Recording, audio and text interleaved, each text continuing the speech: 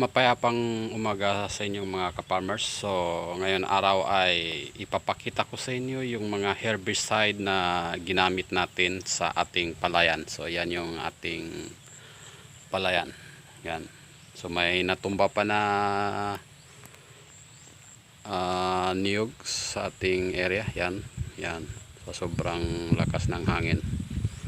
So mga ka-farmers, kung hindi kayo naka-subscribe sa ating channel, please subscribe and like at pakipindot na rin ang mga notification para updated kayo sa ating mga videos dito sa ating bukid. So ngayon ay ipapakita ko sa inyo yung mga herbicide na nagamit natin dito sa ating area. So yan mga ka-farmers, makikita nyo dyan nakahilera. So at ipapaalam ko din sa inyo yung mga damo na kaya niyang puksain. So unang-una mga ka-farmers is gumamit tayo ng grass top. So itong grass top is ginamit natin ito nung maliit pa yung ating palay. So siguro ang edad ng ating palay is nasa 15 to 20 days yung ating palay. So gumamit tayo ng grass top herbicide. Mabisa naman ito sa mga damo, pero yung maliliit lang kasama ng yung agroban, talagang mabisa rin sa mga iba't ibang klase ng damo na maliliit pa. Pero kapag lumaki na mga ka-farmers ay hindi na kayang puksain ng mga ganitong herbicide. So ito yung una nating ginamit. So pangalawa is nag-edad yung ating palay ng nasa 1 month o sobra 1 month. So gumamit tayo ng soje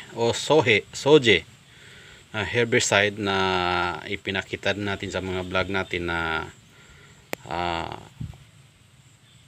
nakapuksa sa mga damo. Ito yung mga klaseng damo na kaya niyang puksain. Isa dito yung tinatawag natin may kalawakan ang kanyang roots. Ito ang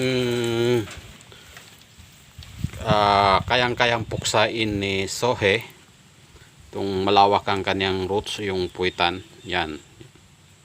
So yan yung talagang napupuksa ng ganitong herbicide. Pati na rin itong mga ganitong damo. Ito, kaya din niya ito puksain. At saka ganitong damo. So ito, hindi masyado tinatabla ni sohe kung hindi mo siya dadagdagan ng 2,4-D. So kinakailangan magdagdag ka ng 2,4-D para maging mabisa at kaya niyang puksain. Itong tinatawag na damo na sa amin is paa ng kabayo. Yan, malawak yung kanyang dahon dito. So sunod natin ay ina-apply sa ating palayan o sa ating damo itong cleanser. May kamahalan ito mga ka-farmers. So binili natin ito ng 1,000 plus, itong 500 ml na cleanser. Ito ay talagang puksa nito. Ito mapupuksa na ito. Mapapansin niyo mga ka-farmers is pag in-apply natin ng cleanser yung ganitong damo, sa unang araw o 2 araw o 3 araw, makikita niyo yung ganitong damo. Akala mo buhay, pero yun na yung pag-start niya na mamatay kasi mas lalong nagiging green itong kanyang katawan.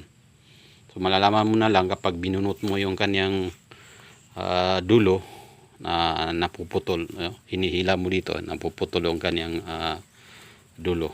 So yan yung katapangan ni cleanser na ito. Medyo nga ay kamahalan kung ikukumpara natin sa ito is nasa 1,000 plus. Kumpara natin dito kay rice back. Ito yung huling in-apply natin, is mas mabisa ito na herbicide, itong rice back, compared yan sa kay cleanser. Mas marami pa nitong mapapatay na damo. So ang mapatay ni cleanser na damo, katulad din nito, ito na damo,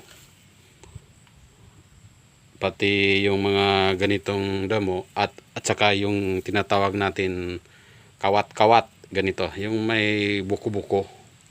So yan, yan ang katapangan ni cleanser na talagang napupuksan niya. Pero ito si riceback, kaya rin niyang patayin yung mga ganyan damo. So kung ikumpara natin, mas makakales tayo dito kasi binili natin ito ng nasa 800 yung ganito. So isang ilan ml ito mga farmers, 100 ml is pwede natin ito itimpla ng 1 litro. So tinimpla natin sa 1 litro na hinalo natin, at pwede natin ma-spray sa 1 hectares compared dyan kay cleanser. So kung talagang nagtitipid tayo, mas maganda itong riceback na gamitin natin pang puksa sa damo. So yung mga ganitong damo, yan, napapatay ni riceback din yan. So next, ito hindi natin na-apply na damo sa ating area, pero in-apply natin ng ating kapatid. Ito ay 1 litro Noblec 120 Neo AC. In-apply niya ito doon sa area kung saan ang damo, ito ang kanyang damo, yung tinatawag natin kapalay-palay. Ito talaga mga ka-farmers, na ito yung damo na pag nakatabi sa ating palayan, akala mo ay palay. Mahirap ito puksain mga ka-farmers. So hindi pa natin nasubukan yung planter na sabi nila kayang puksa nito. Wala, ginamit ng ating kasama ng mga farmers na tinatamaan naman yung ganitong klaseng damo, pero nabubuhay pa rin. So dahon lang yung kanyang kaya niyang patayin. So ito yung SOHE cleanser, pati yung riceback. Ganito yung damo na hindi napupuksa dito sa aming area. So pansinin nyo mga ka-farmers, yan yung kanyang ugat, yan. So baka may ma-recommend kayo na gamot na para dito. Ito yung problema sa area namin dito sa aming palayan, na ito makapal ito sa area namin, hindi pa ito napuksa. So ito si Noblec hindi niya napuksa. So akala mo sa 2 araw, 3 araw, akala mo mapuksa na niya, pero nabuhay ulit. So talagang mahirap yung puksain. Noblec, napakamahal nito mga ka-farmers, is nasa 2,400 plus. Sayang lang ito na in-apply ng ating kapatid na hindi rin napuksa. Huling in-apply mga ka-farmers, yan, ito yung guarantee. Dalawa ito mga ka-farmers na hinahalo, tinitimpla natin. Guarantee, ito ay nasa 900 plus yung ganito. Pag tinitimpla ito sa 500 ml. So sinubukan ng ating kapatid kanina lang umaga, nag-spray siya ng ganito. Na-recommend naman ng kasama namin na mga farmers na kaya daw puksay nito. So abangan natin yung napuksa na subukan ng ating kapatid itong guarantee.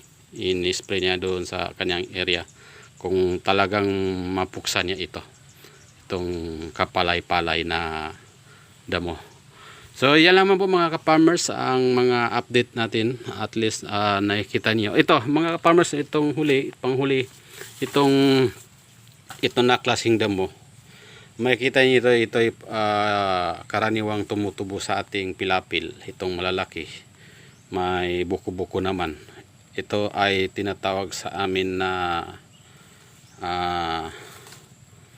ano nga yung kuwan tawag dito, itong tanagab pangalan sa amin. Ewan ko lang sa inyo mga ka-farmers kung anong pangalan sa inyo, basta ito mapapansin nyo. Usually nakikita yan sa mga pilapil natin o dyan sa ating palayan. So hindi to kaya ng ganyan na herbicide, puksain, maliban lang sa clear out. So hindi pwede yung clear out kasi mamamatay yung palay natin. So yan lang po mga farmers ang update natin, na sana may kapulutan ng aral sa mga kapwa natin farmers ang i-vlog natin ngayon araw, na kayang puksain ng mga ganitong herbicide.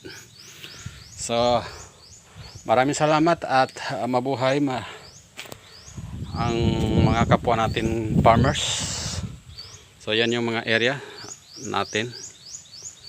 So sobra isang buwan na itong ating area, malapit na tayo mag-apply ng abono para sa bunga. So nagbubuntis ng ating palay.